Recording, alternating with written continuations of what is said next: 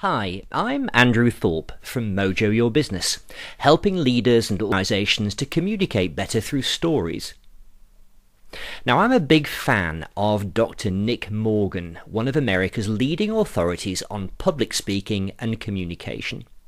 And I was thrilled to interview him recently for Mojo Life TV. Nick's company, Public Words, features one of my favourite straplines, helping people tell their stories. In this multi-part interview, he explains why storytelling is so important for leaders and influencers, how the brain actually works when we're talking and listening, and why the way we say things matters so much in communication. I hope you enjoy what follows. Now, right in your strapline on Public Words, it talks about helping people tell their stories. So why story? Here's a question. Well, I suppose it starts with a gentleman named Mark Turner, who I ran across when he was at the Institute for Advanced Study in Princeton, New Jersey, and I was at Princeton University. Turner wrote a book called The Literary Mind, and as a former PhD in English Lit, I couldn't resist a title like that. I guess it was preaching to the choir. But his argument was that the human brain learns and is conditioned to respond to stories more powerfully than any other sort of way to feed it information. Yeah. And that was back in the early 90s. Since then, a lot of brain research has supported his claim, which was essentially a philosophical one.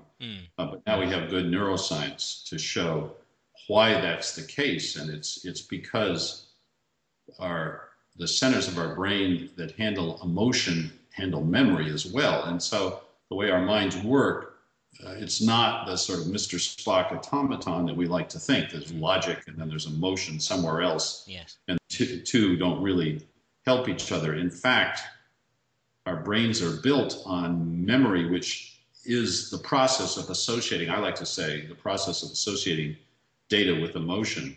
And so just to pick a very silly example, a trivial example, like the sort Mark Turner talked about long ago, when we burn our finger on the stove, or when we're sitting in the high chair and we knock over a glass of orange juice and mama comes running and mops up the orange juice and may say things, and there what you see is cause and effect, but you see actor, action, object, and result. And that, says Mark, is a primitive story, and that's how the brain works. It begins by accumulating these primitive stories that help us get through life. And that's why, as many books and people have pointed out, our brains are sort of wonderfully retentive and idiotically inefficient. So, for example, most of us are far more frightened of airplane travel than we are of automobile travel, even though the statistics overwhelmingly show that the former is far safer than the latter. Yes.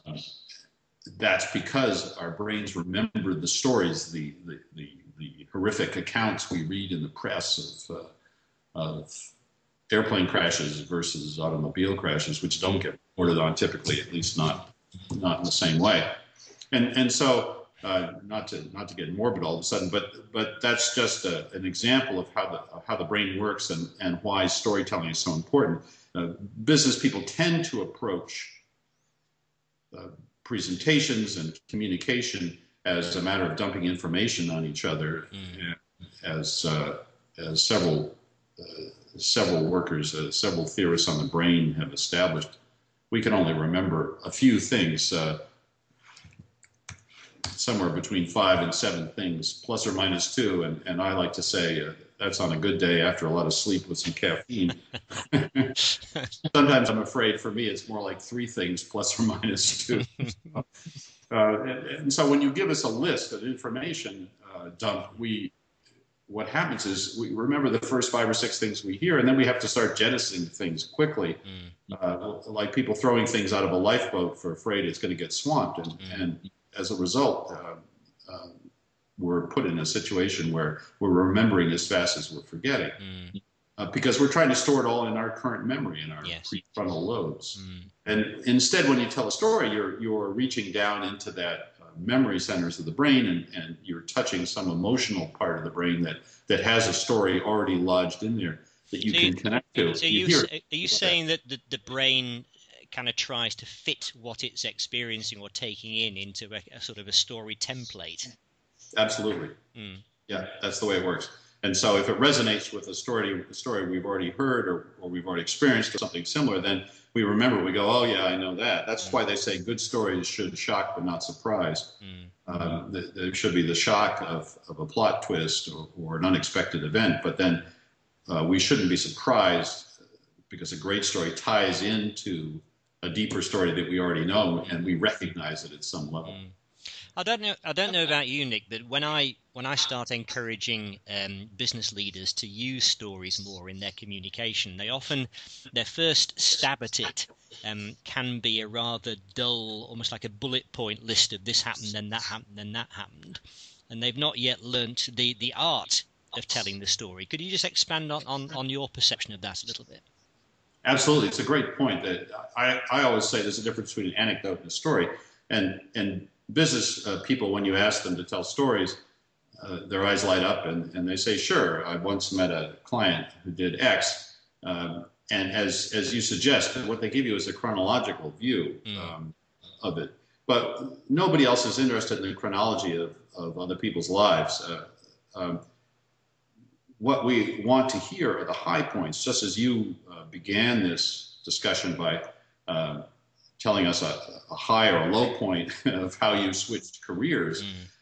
You didn't give us give me the précis, the step-by-step 20-year chronology of your previous career in golfing and leisure. Instead, you jumped right to the key point when something changed. And Aristotle said, I mean, we've known this for a long time. Aristotle said you have to begin in medias res, in the middle of things. And that's exactly what he meant. You start at the key moment. And a simple example is from one of my favorite movie franchises, the Bond series. And as anybody who has seen any of those movies knows, they begin with a car chase, a thrilling chase through a city, a set of explosions, an assassination. They don't begin with Daniel Craig appearing on the screen saying, now I'd like to tell you about how this movie came to be and what you're going to see. He doesn't introduce it. So it starts more abruptly rather than in that sort of gradual linear build-up. Yes. So chronologies don't work, and that's where people go, because that's how they remember their own life, roughly speaking. They remember, now, how did this happen? Well, it all began back in such and such a place or time and with an event, and they tell the chronology. But that's not what we care about. We want to know, what's the climax? What's the core point? What's the turning point? And what about this sort of concept of adding texture? Because again, when some of the people I begin working with start down the route of storytelling, they deliver almost like an empty framework of what happened. It's like an infrastructure, but there isn't really any texture within. And one of the objections to that they always give me is, well, I haven't got time to add a lot of that fluffy stuff in. How do you approach that issue, Nick? Yeah, that's a great one. There you're getting at really the art of storytelling. Because there are two kinds of storytellers, and detail is the bête noire really of both.